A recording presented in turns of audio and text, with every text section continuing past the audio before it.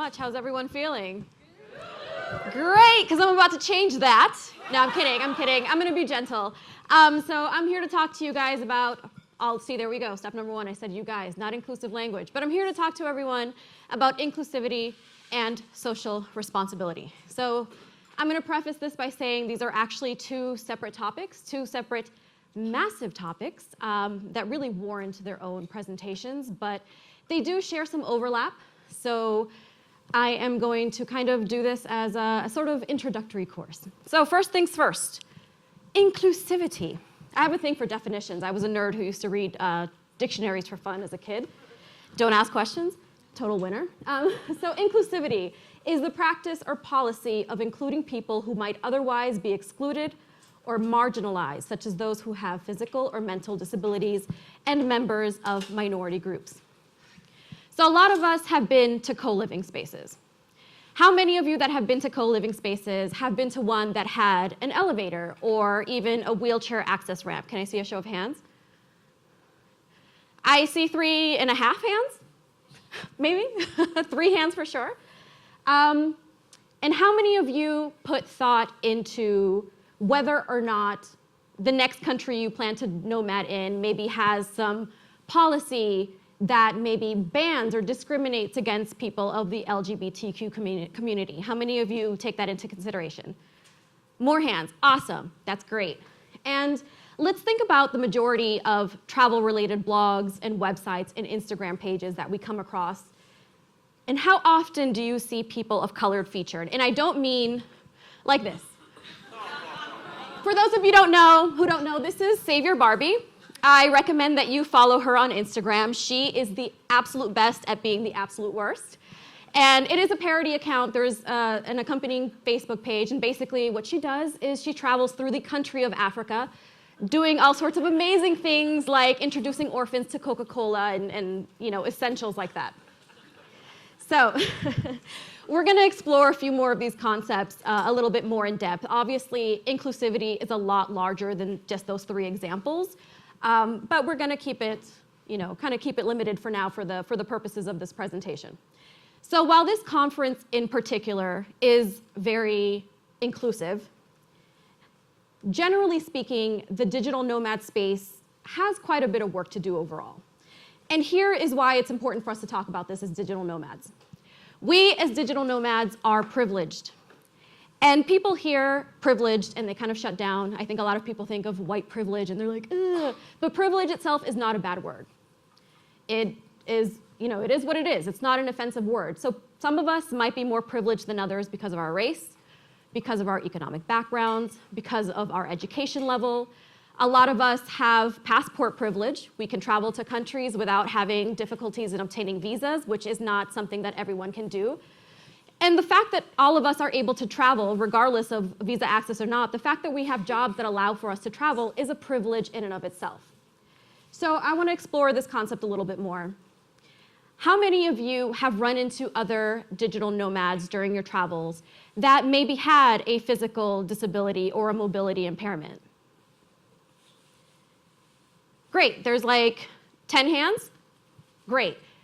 Generally speaking, it's not something that you necessarily see quite a bit, and it's not because remote work is actually something that is quite accessible for everyone. It's something where people with disabilities can thrive in this space. Of course, we have to be cognizant of the fact that people with certain disabilities might have certain considerations to consider that might make traveling difficult. So this lifestyle might not be the best choice for them. But it's important for us to ask these questions. It's important for us to ask why co-living spaces or co-working spaces don't have elevators or don't have access ramps, for example. Because if we're not having these discussions, then all we're doing is creating kind of a bubble. We're creating barriers that limit other people from having the same opportunities that we have. So now, there we go. If you take pretty much just a surface look at the travel space as a whole, not just the digital nomad space, but the travel space, because we are all travelers. Travel websites, the popular travel Instagrams, the popular travel blogs are all overwhelmingly white. And that's nothing against white people, love y'all. But it is what it is. It's always been historically overwhelmingly white. And it wasn't until recent years that you have websites like Morenas de España, Travel Noir, On She Goes, that started telling the stories of people of color. And not only do people of color travel, hello, but we make up a large percentage of the native populations in the countries that digital nomads go to, which raises the question, why are we not part of the travel narrative? And obviously, people of color are nomads. We are all up in this room. So we could blame it on the fact that the digital nomad space is overwhelmingly white and male, but it's bigger than that. We're rarely a part of anyone's story unless we're telling that story ourselves. And that feeds into a cycle of exclusivity. And a lot of people might not be privy to information about travel or information about how to land a remote gig or become a digital nomad. But that's especially true if we talk about people of color who are not from a Western country or from a country that's not predominantly white. They don't necessarily have access to the same information as the rest of us. So, what does all this have to do with responsibility? What even is our responsibility as digital nomads? And you get another definition because, again, dictionary nerd. So there is actually a writer by the name of Bani Amor. Bani writes about a concept called decolonizing travel. And they use a term that I've adopted because I think it's really clever and I wish I came up with it myself. Check yourself before you wreck someplace else. Genius, right? I feel like such a failure for not thinking of it. So I guess the best way for me to explain this, and hopefully do it well, is with a quick anecdote. Last summer, I was in Lisbon. I met this guy from Lithuania, and we were talking about the fact that he wanted to be a digital nomad. So of course, I don't sugarcoat anything, so I told him all the good things about digital nomadism. I told him all of the bad things, things dealing with relationships and loneliness and clients. And we're having a completely honest conversation, and one topic led to the next, and somehow we ended up talking about the fact that there are places where local economies get wiped out by so-called expats. It's something that happens. But it was something that he did not want to admit happened. So the next day I sent him an article that I came across. It was not the best written article, but it did raise an interesting point. It was particularly about this town in Mexico, that it was this little desolate town, and some Americans discovered it, and they discovered it as they do, and they decided to open up a surf school there. And this was relevant because when I met him in Lisbon, he was attending some sort of surf hostel camp thing. So I was like, oh, this is interesting, check out this story and let's talk about it. And basically what happened was these American guys went to Mexico, opened up this surf school. They hired their friends to work there, and of course, tourists started coming in. So now you have this town that didn't have the infrastructure for tourism, and these guys are hiring their friends. And once the tourists started coming in, the tourists started demanding or asking for drugs. And so this little quiet town that did not have a drug problem or a crime problem started capitalizing on it, and drugs and crime became a serious problem there.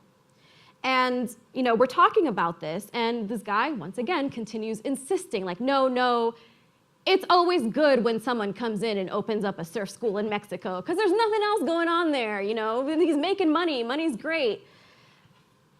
The irony of that, but I don't want to get into it. But I know you guys are probably asking, what does this have to do with me as a digital nomad? My work is digital, my company is digital. I don't have a brick and mortar in Mexico, and I'm not going to open one. Very true. So how this relates to you is that while starting a business in an economically disadvantaged country might put money in the pockets of the people who start that business, that money does not trickle down unless those people are hiring local people and training local people and paying those local people. That business really has no benefit to the local community. I mean, it could, but in a lot of cases, it doesn't. So how this relates to you as a digital nomad is choice. The places that we choose to spend our money, we have to make it a point to spend our money in those places that are making an impact, a positive impact in the places that we go to. So think about this as global gentrification.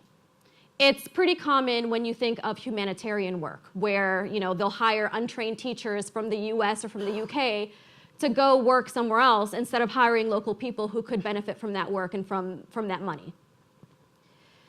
Now, as digital nomads, we are in a unique position because we are both business owners and tourists. So we get to choose where we spend our money.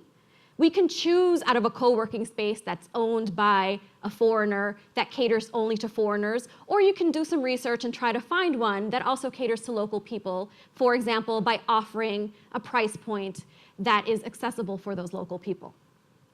One of the shifts that we as digital nomads can make, and this is something that we can all pretty easily do, is instead of asking where your next destination will be, is ask why you're going there. So, are you traveling because you want to experience a new culture? Are you traveling because it's a budget-friendly place and your money will stretch further, which is a totally valid reason to go somewhere? But once you're there, you really need to make it a point to contribute to the local economy. You need to ensure that the money you spend and the stories that you tell, even on your social media, are approached in a way that does not infringe upon the lifestyles of the local people from that place. These might be temporary homes for us, but it's their permanent home. So we really don't have a right to come in there and cause all these changes to their lifestyles and to their homes just to accommodate our own needs for a couple of weeks. We need to be more conscious about the places that we call home, even if it's just for a few weeks. Just because something is convenient doesn't mean that it's necessarily the best choice for you to go there. So we all live and work in the digital world. Obviously, that's why we're here.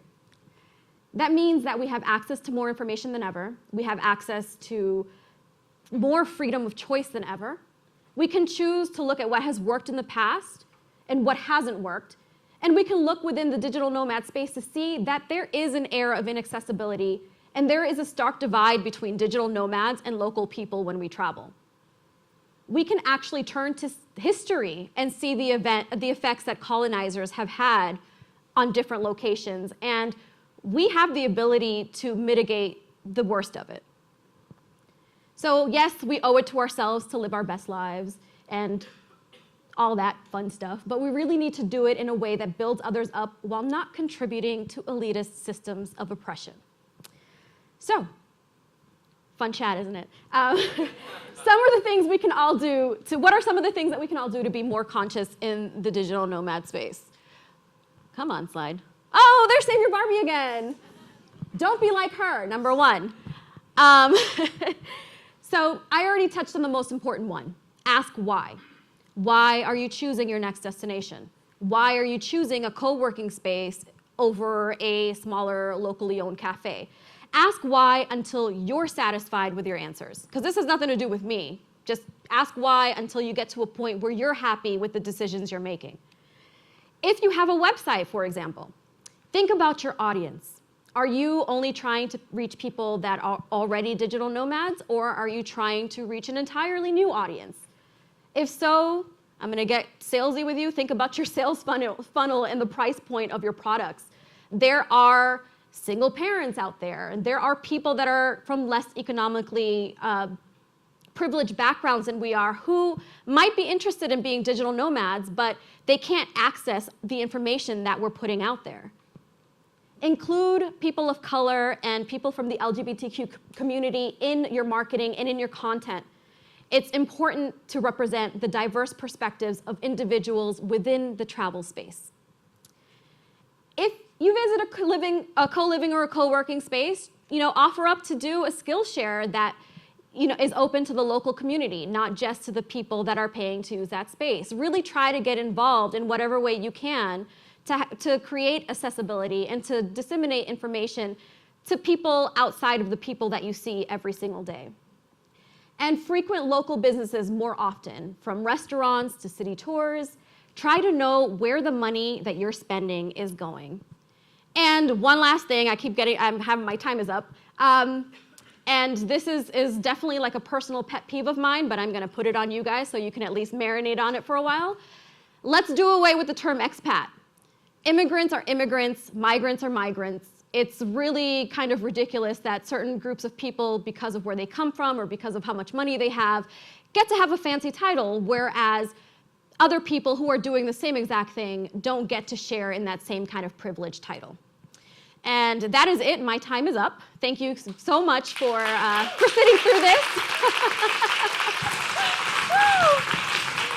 Thank you so much, quick and Vianessa. painless. Quick and painless, like a Band-Aid. I'm actually not doing a Q&A because this is more of the stuff that I know. No, so I'm not doing a Q&A because this is the type of stuff that warrants a discussion. So I am open to doing a breakout session or doing a meetup. I don't leave until Wednesday, so maybe between now and then I'll schedule something if you guys want to continue the conversation and really talk about the many other aspects of inclusivity, because I really just glossed over it. It goes a lot deeper than that, and it's definitely worthwhile to have the conversation. Yeah, absolutely. Give another huge round of applause to Vianessa.